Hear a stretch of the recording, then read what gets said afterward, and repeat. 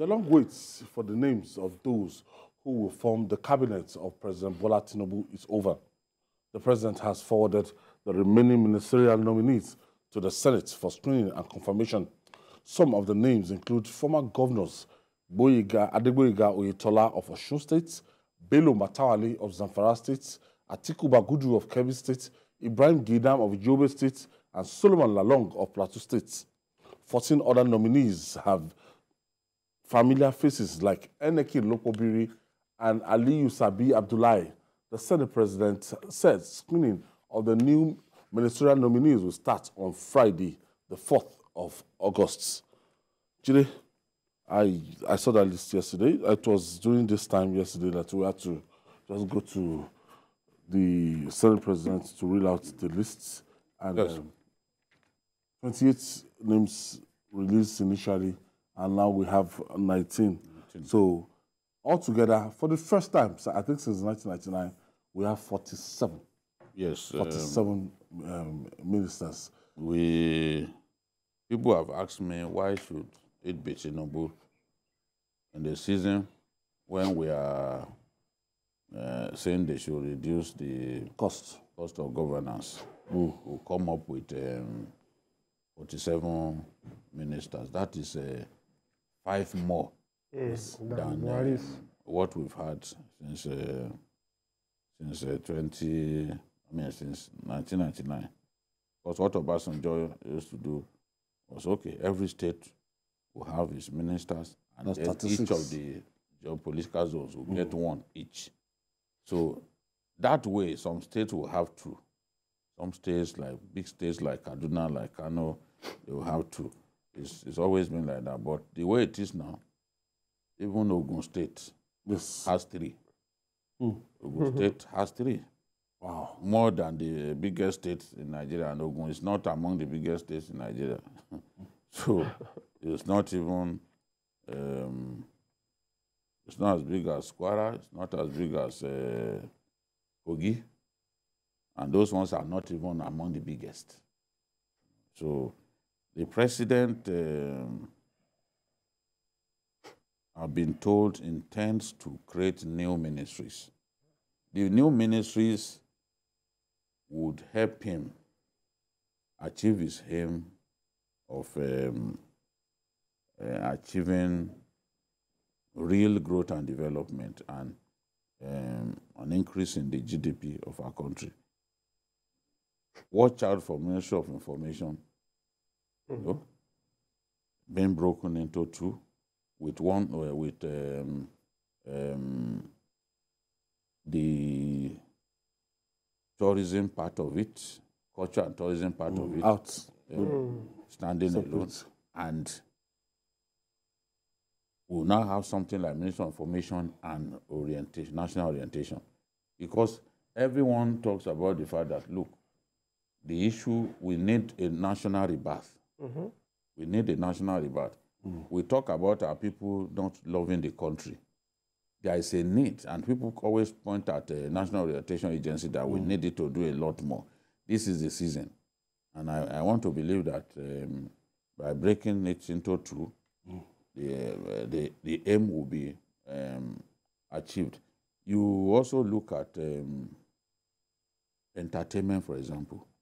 Entertainment is a gold mine. For Nigeria? But we have not explored it sufficiently.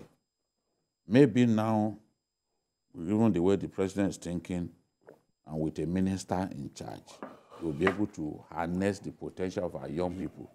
They're making exploits all over the world. Them, you know, Bona Boy was saying the other day that, that he wants to build a very good, a big studio here in Nigeria, world-class studio, where young artists can have their recording and all that, you know, that will have all the equipment. Look at Wheezy filling an 800 capacity venue. How did he do it? Because I was reading except if it's exaggerated.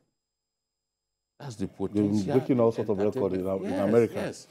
Bona Boy and Whiskey. Madison Square Garden, selling out at Madison Square Garden, going everywhere and doing well.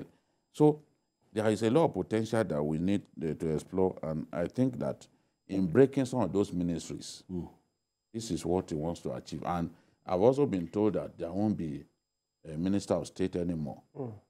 Each of the ministers will have his own portfolio, not a minister of state, because the Constitution does not recognize a minister as being superior to another. The Constitution does not recognize that. But when you call someone minister of state, look at power, for example. You give the one who is so-called substantive minister so much power, and the other one is just feeding off crumbs. He's in charge of rural electrification and other little things. There is no way that air of superiority will not be there. So what the president has done this time is the Northwest has 10 ministers. The Southwest has 9. The North Central has 8. The Northeast has 8. South has 7, and Southeast has 5. Now, when you look at the voting pattern for BAT, Northwest gave him 30%, Southwest gave him 25.9%, North Central gave him 20%, Northeast gave him 13.5%, South gave him 9.1%, and Southeast gave him 1.5%. So even in the apportioning, if I can use that word, the grammarians won't fight me, even in the apportioning of ministerial positions, you can see that the pattern of voting reflected, or the pattern of voting has been rewarded. Northwest, Southwest, North Central. It was in that order that they gave him the votes. The Northwest gave him the most votes, followed by the Southwest. So this is the thing. And when you look at some of the people, I saw Shuaibu Abubakar Audu, son of Abubakar Audu, the late governor of Kogi. I can see Abelo playing politics there, because Shuaibu contested for the governorship, the primaries of the APC, and lost to Ododo. He went to court. After a while, he said he was not going to continue with the case. Came to meet the governor, and the rest is history. Now, he's been nominated. So you can see, and he has his eyes on votes from the north, from Kogi East. So he's chosen this person. I can see in the November 11 election, it was in the mind of the governor of Kogi State. For doing this? Yes, because I believe he nominated him. Paul, looking at the list of the ministers, a lot of people will tell you that, look, this is not inspiring.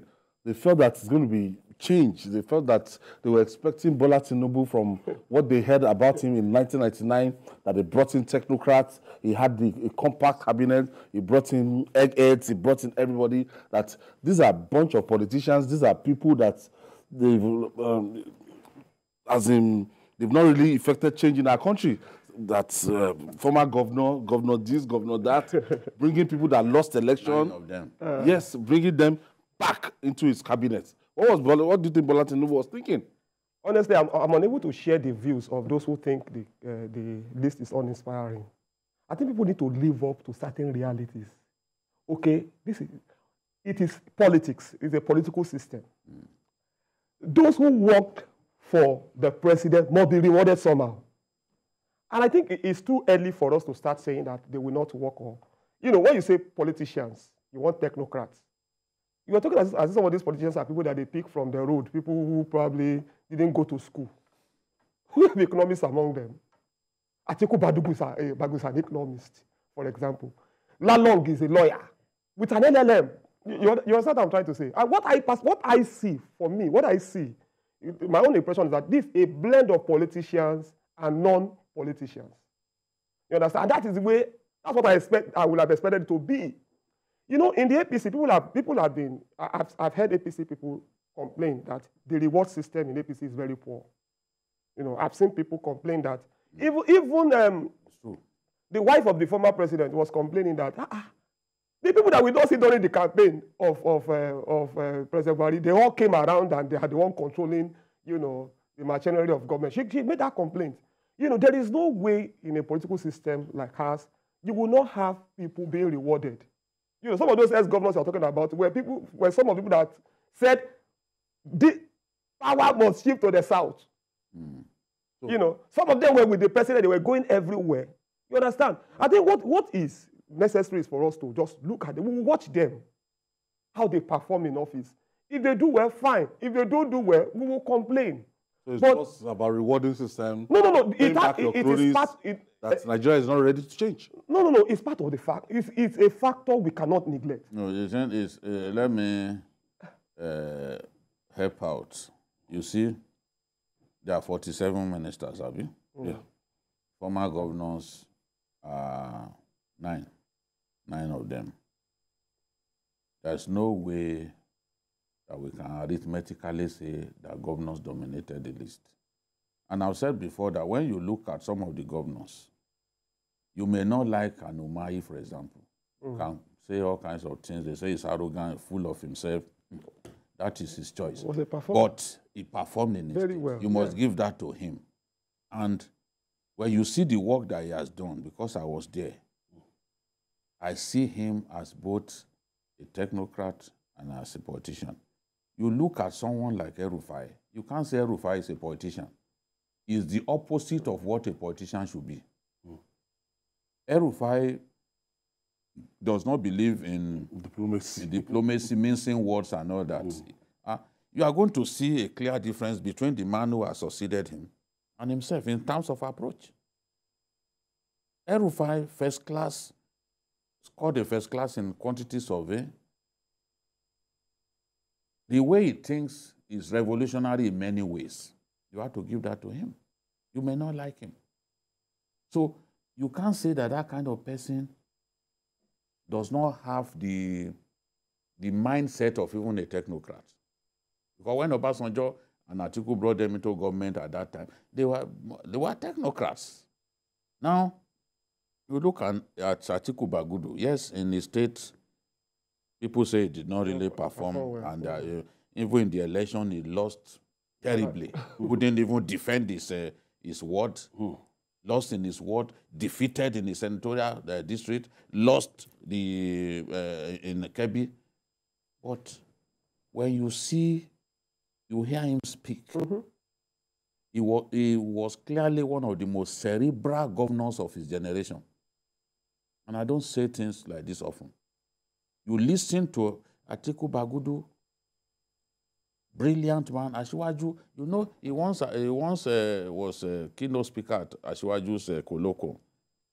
I'm sure the man had kept him in mind since then, just looking for the auspicious time to make use of him. So among some of the people that the governors are people who can also be seen in another light as technocrats. And technocrats will not win elections for you. Politician comes into office already thinking of the next election. Asiwaju is not a fool. If the politicians who work for him, he did not find a way to reward some of them, they will wait for him. Exactly. And they will serve him breakfast. They will wait for him. This is the way of politicians. So you have to strike the balance. And if out of 47, we are talking about governors, just 9 of them, I think in a way, the anger of people that, governors will dominate this thing, I think he found a way to deal with that. Some people he could have, in that state, from Cross River, for example, he could have chosen the man notorious for speaking big grammar now. Ayari? Yes. Yes. When he chose the woman. The woman, yeah. So we cannot, yes, people say, Nigeria will change this and Nigeria must change, and they see these governors as not representing change. But Asiwaju is someone who is never afraid to retool his cabinet. In no time, if he sees that some of them are not performing, change them. These are early days. He needs stability. And he needs people like El-Rufai who fought for him when some of the governors were in bed with Atiku. We know governors who refused to work for the ticket. We know them. And they lost their states, ultimately. They refused to work for the ticket. So, but at the end of the day, if we say they lost their state, there are some people who work for a ticket, but they still lost. Yes. We know some who did not work for the tickets. They still lost their state. But there are some who worked for the ticket and were still defeated. People like Lalong. He worked for the ticket, but he was well defeated in the state. Because what can he do where the people chose to vote on the basis of religion, for example? You know, this is not a matter for a day like this, but I think that why not being Asiwaju's spokesperson? That's not a job that I want to do for anybody. I know that he was trying to balance things. That's what I see too. Yeah, because when you say they don't reward, he has to reward some of this. Exactly. They stuck their neck out for him. They were the ones who went to confront the president and Mr. President. When did you decide, sir, that it will be Ahmed Lawan? When the former chairman was playing funny. Yes, I thought you told us that it will be a level playing field. They had the guts to go and meet the man. Exactly. And the man said, no, all of them, let's then go and contest. There's no way an Asiwaju will forget that role. You look at someone like Wike. Some people made it happen in Rivers. You know, Asiwaju, for example, is happy with Otom. People don't know. Otom, by backing Obi, yeah, helps to smash Atiku's votes.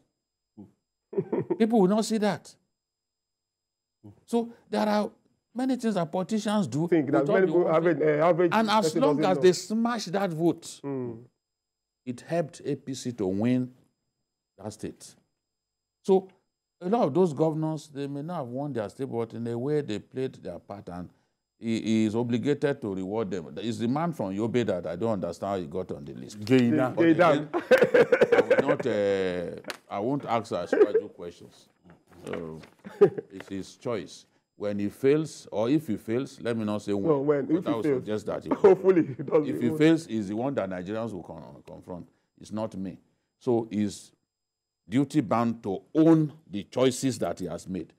He's the one who has to own the choices that he has made, and most of the time he's right. So let's just give him the benefit of the doubt. But when you see those guys, those techie guys, they're on this cabinet. They are there, yes. What class doctors based abroad? Exactly. They're on this cabinet. People like Pate, what class physician? They are there.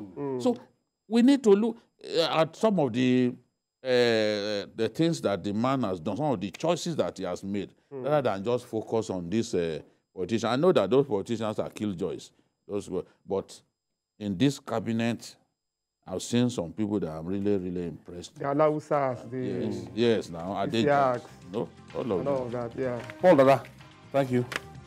Thank you. Thank you. And that's our offering today. Join us tomorrow for another episode of the program.